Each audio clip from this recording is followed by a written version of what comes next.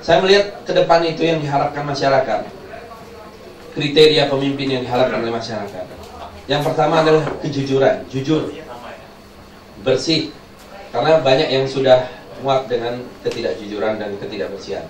Yang kedua, melayani, ya memang mau melayani rakyat.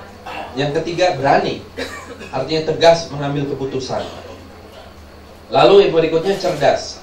Cerdas dalam arti bisa mencari solusi-solusi terhadap berbagai persoalan. Dan yang terakhir, ya visioner, melihat jauh ke depan. Jadi dia bekerja bukan untuk hari ini, bukan hanya setahun, 2 tahun, atau 5 tahun, tapi membuat satu jejak untuk mungkin 50 tahun yang akan datang. Jadi saya kira itulah, mudah-mudahan setelah 2014 akan ada satu ruang baru ya, karena pasti kita akan punya presiden baru. Siapa presidennya kita belum tahu. Semuanya masih tergantung kepada pemilu legislatif juga, dan juga tentu saja tergantung kepada para pemimpin partai yang ada. Saya kira sebagai pengantar dari saya itu. Terima kasih. Assalamualaikum warahmatullahi wabarakatuh. Jadi Pak Fadli tadi yang terakhir itu ya, semua ada semua loh di Pak Prabowo.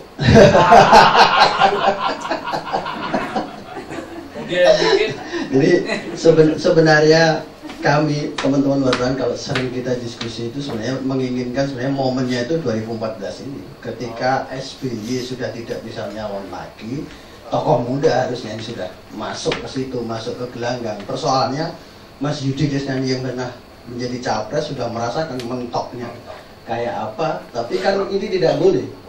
Anak muda tidak boleh merasa pesimis, harus ada, dan peluang itu selalu ada dimanapun, dan itu harus kita gaungkan. Media juga harus terus menggaungkan supaya mengingatkan bahwa kita itu bangsa besar, kita punya potensi besar, anak-anak muda yang besar yang mampu. Dan saya yakin kalau di negara samping tetangga kita sudah tokoh-tokoh muda, kenapa kita defisit dengan umur? Dulu 30-an kan, pemimpin-pemimpin kita 30-an di dunia, merajai dunia, menguasai dunia. Kita masuk di 20, tapi pemimpinnya lu lagi. Itu kan mungkin kalau dari kacamata pergaulan aja saya kira nggak nyambung, Mas. Karena kita ngerasakan gap usia, kadang gap pemikiran, gap dalam tingkah laku, dan gap dalam mengambil keputusan. Kita lanjutkan, di PDI sebenarnya banyak sekali tokoh-tokoh muda yang bisa, selain Jokowi ada Pak Teras Narang, ada segala macam lah. Setidaknya itu menjadi semacam trigger lah. Kalau ada tokoh baru, tokoh muda, PDI berani, dan itu momennya sekarang. PDI sekarang atau tidak, ambil atau tidak, tinggal itu aja mungkin. Pak Ara bisa menyampaikan. Terima kasih Mas Jaka, Mas Fadli, Mas Rio, Mas Yudi yang saya hormati, teman-teman. Assalamualaikum warahmatullahi wabarakatuh. Mas Jaka untuk kita semua. Mas Jaka bilang soal berani ya. Orang tidak mungkin tiba-tiba jadi pemberani. Orang tidak mungkin tiba-tiba benar. Kalau tadi bicara record, ya memang harus dilihat siapa yang berani misalnya melawan feodalisme, melawan dinasti yang tidak berkualitas. Gitu. Jadi record itu akan dilihat. Tidak mungkin agenda besar bisa dilakukan oleh orang yang takut kehilangan jabatan. Agenda-agenda besar hanya bisa dipertaruhkan oleh orang yang sudah selesai dengan dirinya sendiri, yang lebih takut kehilangan kepercayaan karena dia membawa value. Memilih menjadi seorang politisi tentu secara substansi beda dengan seorang pengamat. Seorang media tentu tugasnya mewartakan peristiwa dengan benar.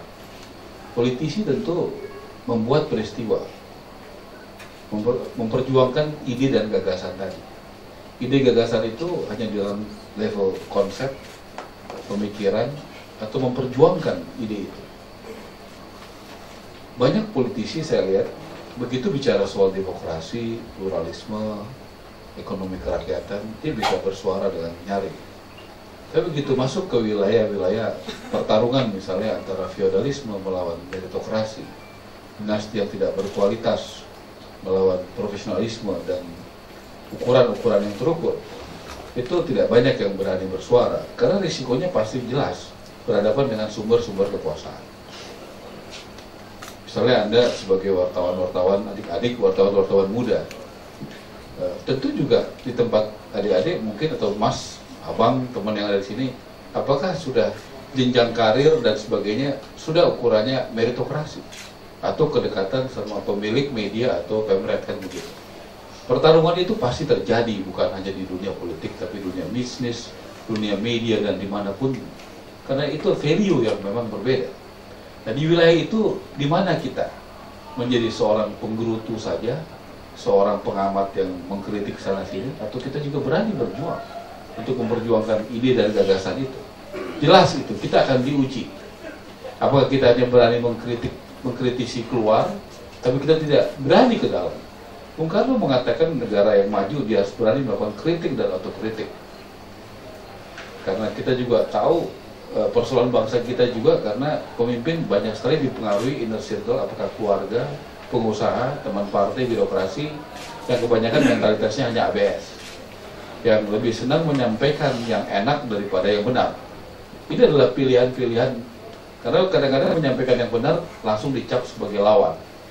Itu adalah hal-hal yang akan dirasakan seseorang yang masuk ke dalam pertarungan ide dan gagasan di dalam inner circle, pertarungan politik di dalam partainya masing-masing.